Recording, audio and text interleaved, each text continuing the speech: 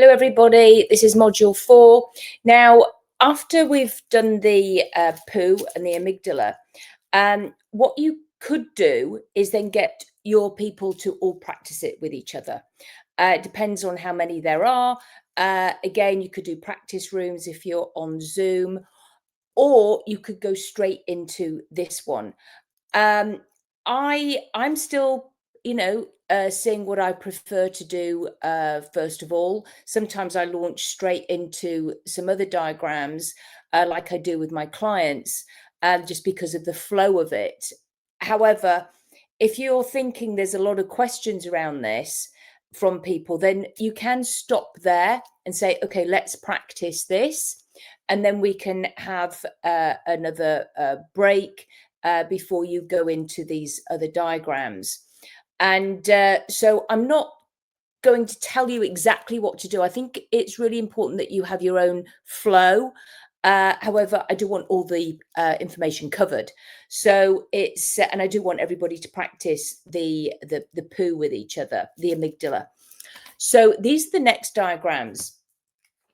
And of course, you'll be on trainings with me, so you will see how I do it. And as I say, every training I do will be different because there's different energy with the people that are on. And I think we need to be really aware of that. And again, it goes back to that whole cornflakes porridge thing. It's okay. It's okay to change it up. And I think that's really important for you to say for your trainings as well, that you do, that every training you do will be different by the nature of who is on there, where it is, what's happening. However, the content always needs to be the same. So this is the next diagram. And when I'm with a client, and I will have then said about explain the poo, and this is what I want them to do with their age, significant emotional event, and out of 10.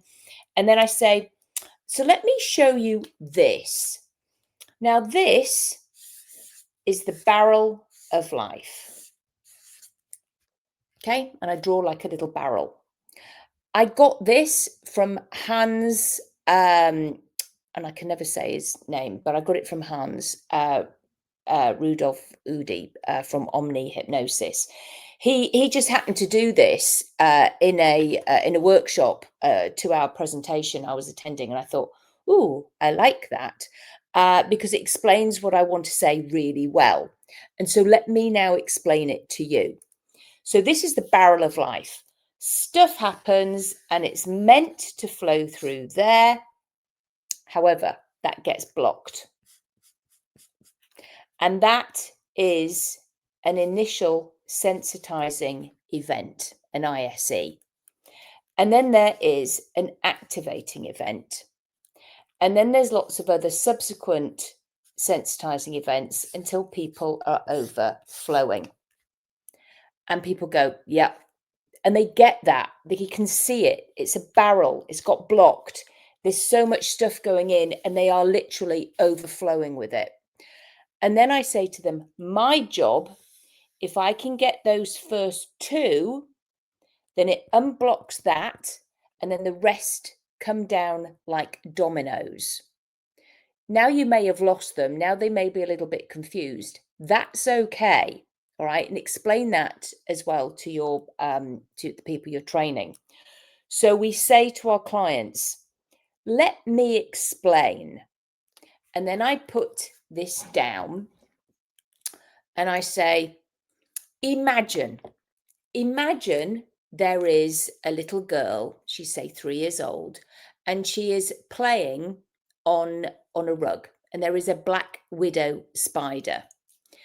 Now, the mother comes in, sees the black widow spider, picks up her little girl and says, oh, don't touch that, it'll kill you. And rightly so, she would do that.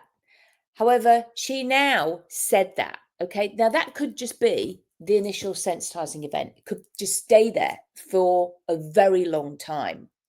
However, imagine 3 months later, Big Brother comes in. Let me just get a spider here, because as you know, I have lots of toys like that.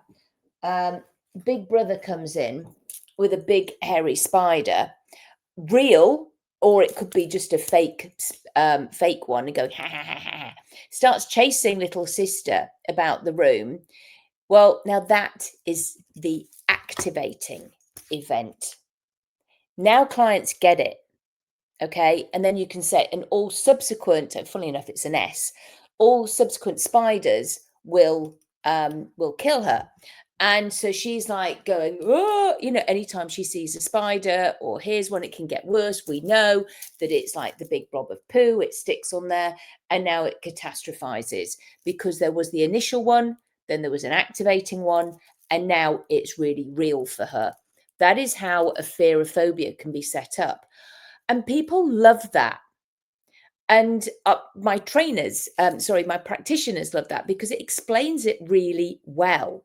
And I got that actually, funny enough, the idea of that from Karen Hand about spiders to explain it, because people want to have things explained, and it's doubly explained now. Okay. And just have a couple of these about. It's just always useful to have some fake spiders.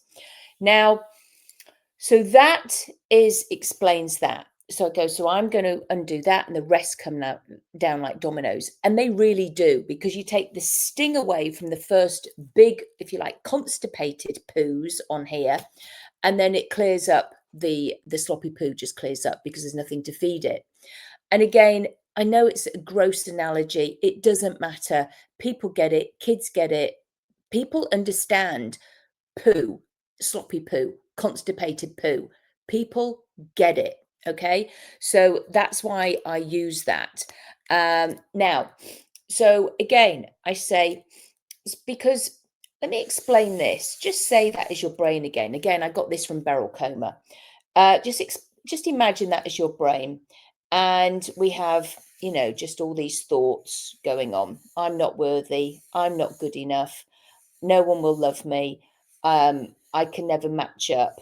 All these negative things that you're getting a gist that somebody is saying. Again, you're saying this to your trainers, and they will understand it, because we all know that people are having general negative thoughts about themselves. This belief system.